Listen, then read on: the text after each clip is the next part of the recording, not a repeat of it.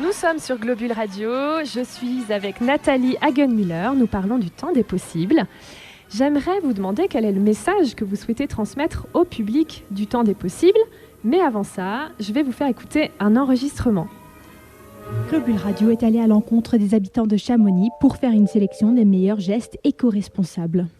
On mange bio, moi je vais un peu à la pêche à la truite, l'omble, le chevalier, et puis la perche et le brochet. Buying fruits from the organic and the vegetables as well.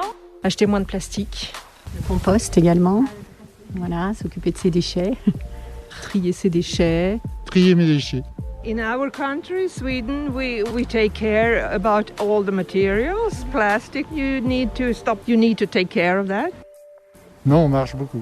Moins prendre la voiture. Nous, on a les transports en commun, on a des aides financières pour l'achat de vélos électriques, donc on a des aides. Voyager sans avion, enfin utiliser moins l'avion pour voyager, rester plus en France, en Europe, voyager en train. Il y a des super trucs à faire en train. Je vote écolo quand ils arrivent à se rassembler. Puis acheter des vêtements très très engagés sur le plan environnemental. Of course, the normal stuff, watching how long you shower. On vit au quotidien le mieux de ce qu'on peut, voilà. C'était notre sélection de gestes éco-responsables donnés par des gens dans la rue de Chamonix. Voilà donc quelques témoignages recueillis dans la rue. C'est pas un exercice facile, donc merci à Juliette d'avoir été au contact des gens. Donc voilà, vous avez entendu quelques engagements qu'on peut faire au quotidien. C'est aussi l'esprit qui se dégage du temps des possibles, que chacun peut agir à son échelle.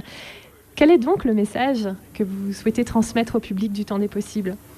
Alors d'abord, je suis très contente, très heureuse d'avoir écouté toutes ces réponses parce qu'elles vont toutes dans le bon sens. Et il y a d'abord une part individuelle, la part de colibri que chacun peut faire.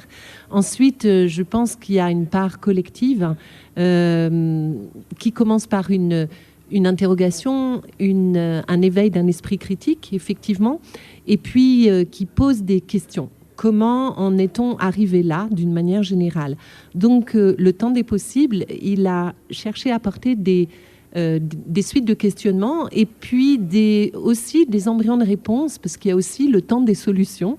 Donc, à la fois par des journées de défrichage participatif, par des ateliers, par des Beaucoup ateliers. de passages à l'action. Oui. Exactement. On en parlera plus tard. Et alors là, ça a commencé le 12, donc Oui. ça fait déjà quelques jours. Oui.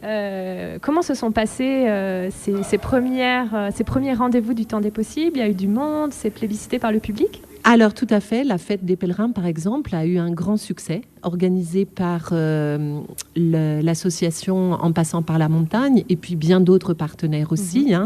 Mais le ressenti, c'est que les gens se sont regroupés en ayant un peu le même questionnement et en ayant cet état d'esprit. Ah oui, finalement, on est là pour quelque chose. Et qu'est-ce qu'on peut faire et dans quoi peut-on s'engager et quelle va être notre action dans le futur et finalement quel constat aussi on peut faire et comment peut-on penser la vie et notamment la vie collective même à tous les niveaux, même au niveau politique, différemment et comment penser en tant que citoyen. Sortir du cadre et des conventions. Voilà. Merci beaucoup Nathalie pour votre participation. On parlera plus en détail tout à l'heure du programme. En deuxième partie d'émission, depuis ce soir, puisqu'il y a un événement ce soir, jusqu'au 3 octobre. En attendant d'accueillir Hervé Villard pour parler de transition énergétique, je vous laisse en musique avec Louis Armstrong, What a Wonderful World.